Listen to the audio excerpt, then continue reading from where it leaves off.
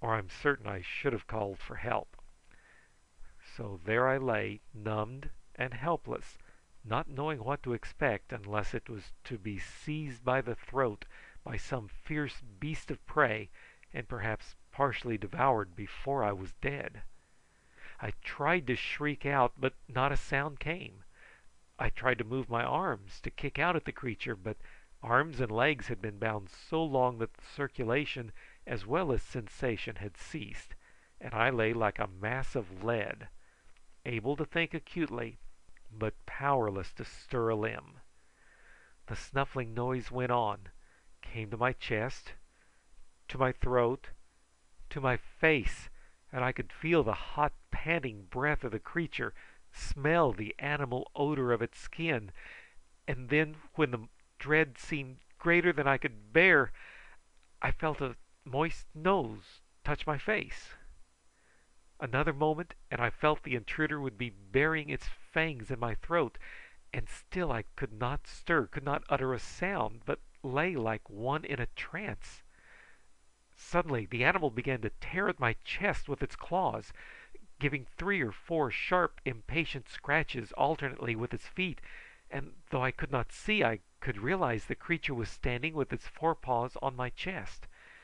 Then it was right upon me, with its muzzle at my throat, snuffing still, and then it touched my face with its nose again, and uttered a low whine. That one sound broke the spell, for I can call it nothing else, and I uttered the one word, "Gyp!"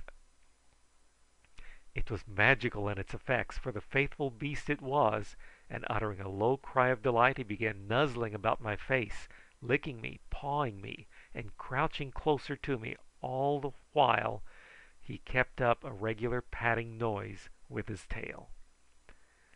My speech had returned now, and with it a feeling of shame for my cowardice, as I thought it then, though I do not think so hardly about it now.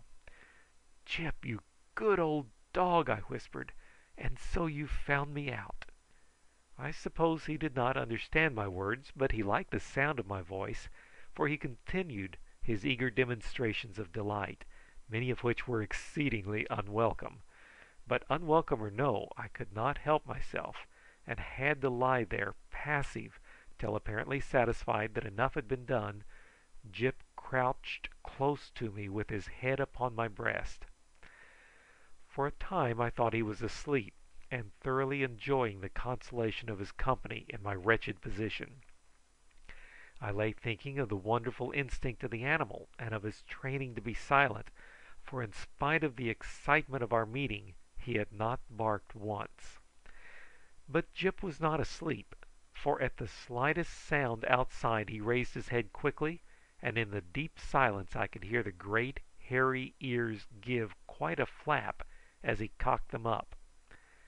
As the noise died away, or failed to be repeated, he settled down again with his head upon my breast till some fresh sound arose, a distant cry in the forest, or a voice talking in some neighbouring hut, when he would start up again, and once uttered a low menacing growl, which made me think what an unpleasant enemy he would be to a bare-legged savage.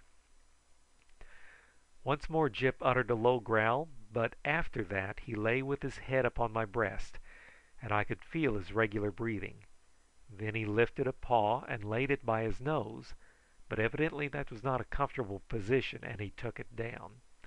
And there we lay in that black silence, while I wished that dog could speak and tell me where my friends were, whether they had sent him, or whether his own instinct had led him to hunt me out. Whichever way it was, I felt a curious kind of admiration for an animal that I had before looked upon as a kind of slave, devoted to his master, and of no interest whatever to any one else. Poor old Gyp, I thought to myself, and I wished I could pat his head. I kept on wishing that I could pay him that little bit of kindness, and then at last I seemed to be stroking his shaggy head, and then it seemed that I was not free to do it, and then all at once it seemed to be morning, with the sun shining, and plenty of black fellows passing and repassing to the huts of what was evidently a populous village. It all looked very bright and beautiful, I thought, seen through the open door, but I was in great pain.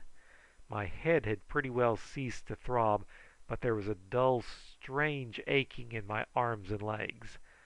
My shoulders, too, seemed as if they had been twisted violently, and I was giddy and weak for want of food. "Prisoner or no prisoner, they shan't starve me," I said half aloud, and I was about to shout to a tall savage who was going by, spear on shoulder, when I suddenly recollected Gyp and looked sharply round for the dog, but he was not to be seen. For the moment I wondered whether I had not made a mistake and dreamed all about the dog, but no, it was impossible. Everything was too vivid, and after lying thinking for a few minutes, I called to the first black who came near. He stopped short, came to the door, thrust in his head, and stared at me, while for want of a better means of expressing myself, I opened my mouth and shut it, as if eating. He went away directly, and I was about to shout to another when the first came back with a couple more, all talking excitedly and evidently holding some discussion about me. This ended by two of them going away, leaving the other to stand watching.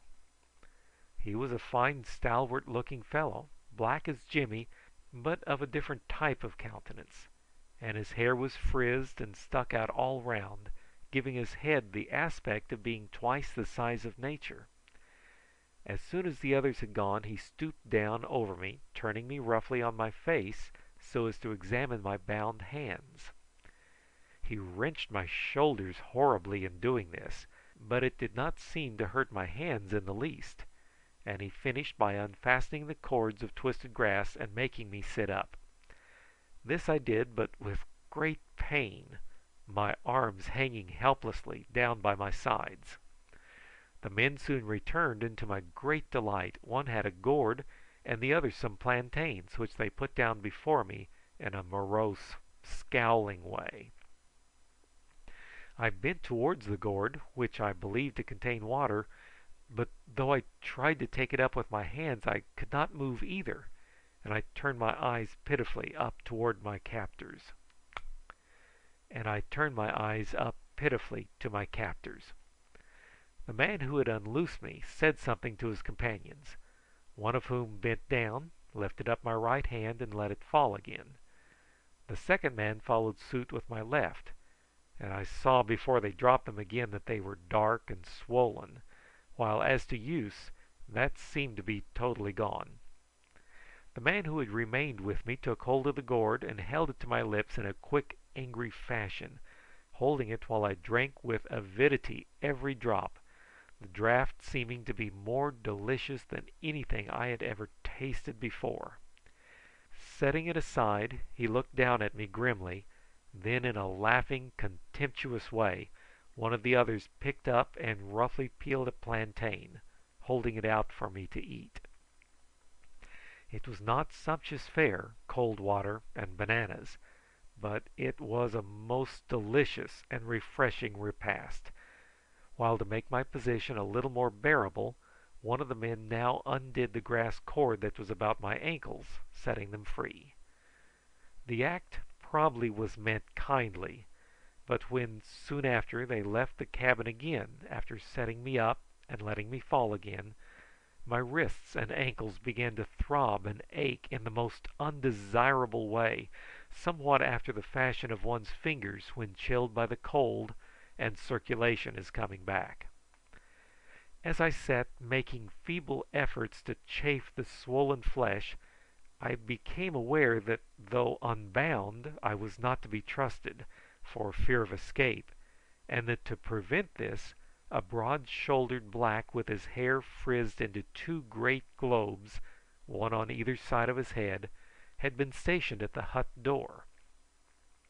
When he came up, spear in hand, I saw that he was tattooed with curious lines across his chest and back, similar lines marking his arms and wrists, something after the fashion of bracelets. He looked in at me attentively twice, then seated himself just outside the entrance,